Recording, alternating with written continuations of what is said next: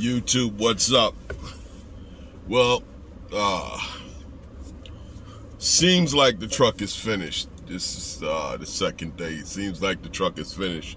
Here I am back down at Freightliner. Now I finally found out what was really going on with this truck, all right? And it comes down to a driver doing the pre-trip on it.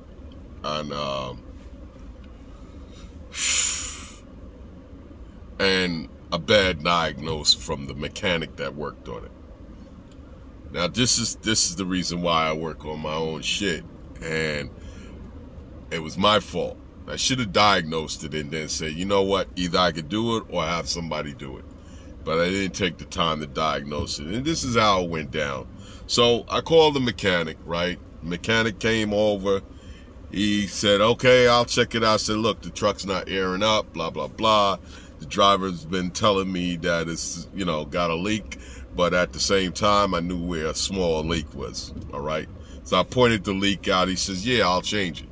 He changed out that leak, and he put a bigger hose on it. It was a little bit bigger, but nothing to matter, all right? When he changed that hose, the truck still wouldn't air up, all right? He says, hey, the truck taking a long time to air up, which was the secondary gauge, the second gauge. And so I was like, well, I seen the driver pull up and everything. But meanwhile, this driver was driving the truck without rear brakes. He could have burned the trailer brakes out. I haven't looked at the trailer brakes, but I will look at them today. So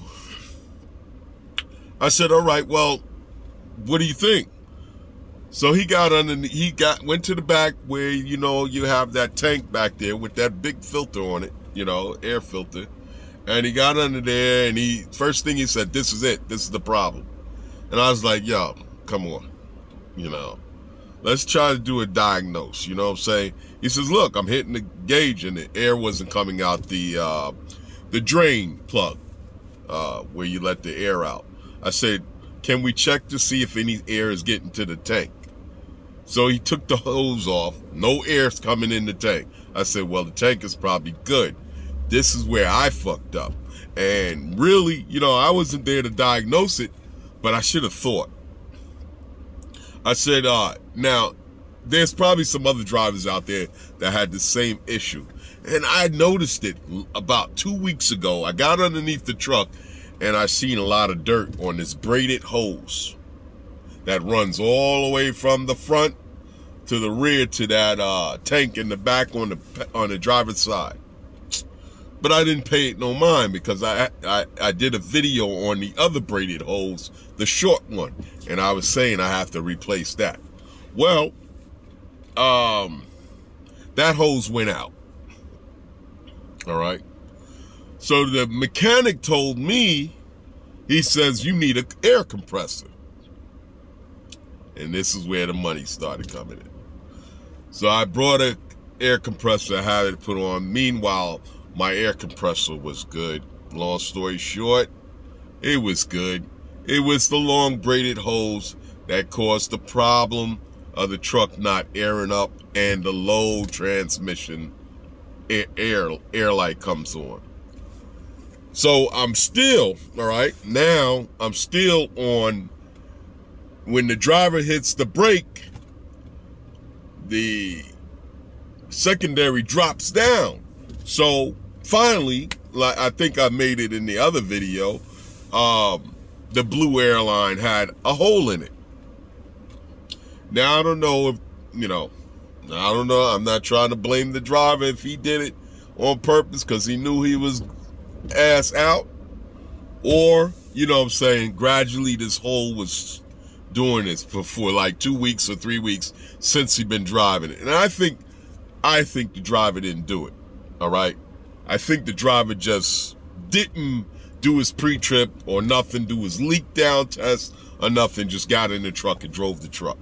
And that's 90% what happened, all right? So I spent unnecessary money on an air compressor and having it put in.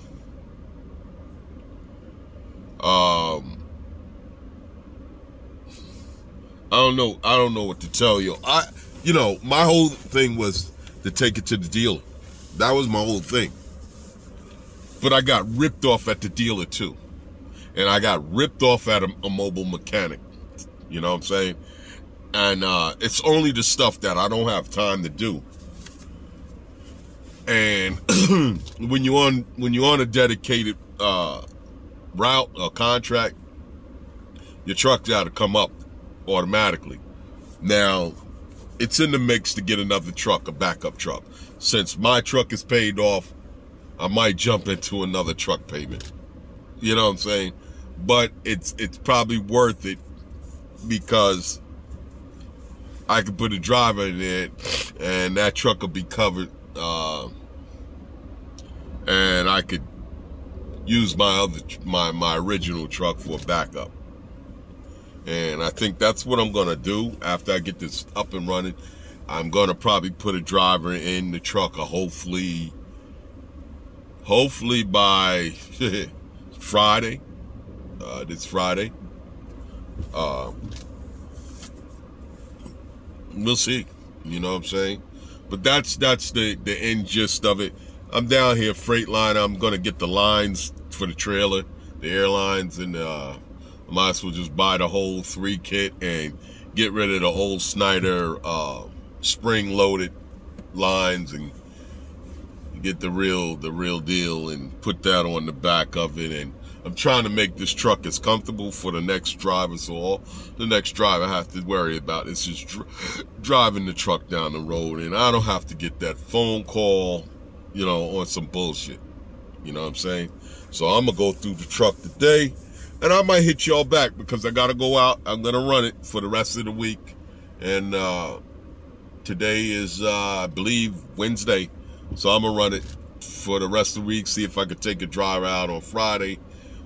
See how he feels, and if he feels good, then I probably might let him do Saturday and Sunday, or either just start off on next week on Wednesday, and I do the whole week or whatever. Or I don't know, I might do the whole week just to make my money back and start off fresh, man. The whole thing is that when you hire a driver, man, you open yourself up for a whole can of worms. And for you drivers that come on the owner-operators' trucks, or even get in somebody else's truck, just take care of their truck, man. Be a team player. Don't get in there and fuck the truck up, because you're not getting paid or whether you got all the opportunity to leave. You know what I'm saying? My driver was 6 figures. He was making 6 figures and he fucked me over. You know what I'm saying? And it's just like, yo, you getting paid all this money. You talk about how good you in safety, but you wasn't doing your pre-trips, and this is what you cost me. You got my truck in good condition, and now you're leaving, and this is how much money I got to spend out on the truck to get it back up. That's not right. You know what I'm saying? And I still paid him. You know what I'm saying? And that's all. He worked for that money, so he got paid. You know what I'm saying? And leave it like that. Keep it moving. But you guys, man, we got to treat each other better out here, because it's rough. It's rough as fuck right now. So I'm just waiting for Freightliner to open up at 7:30, 7:01, and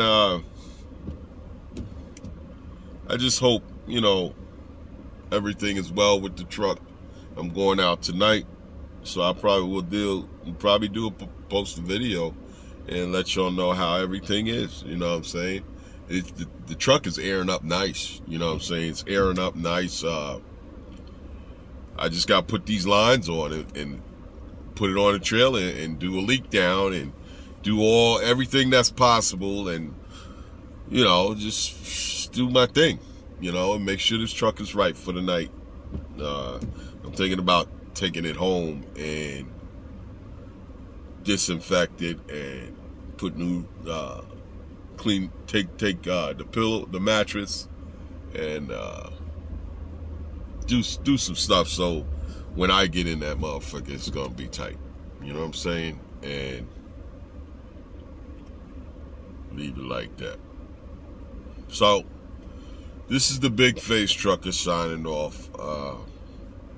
And I hope everybody's safe out there. Hats off to the lady truckers out there that's getting it in. That's about it, man. So, hold it down. Hit the like and subscribe. Peace.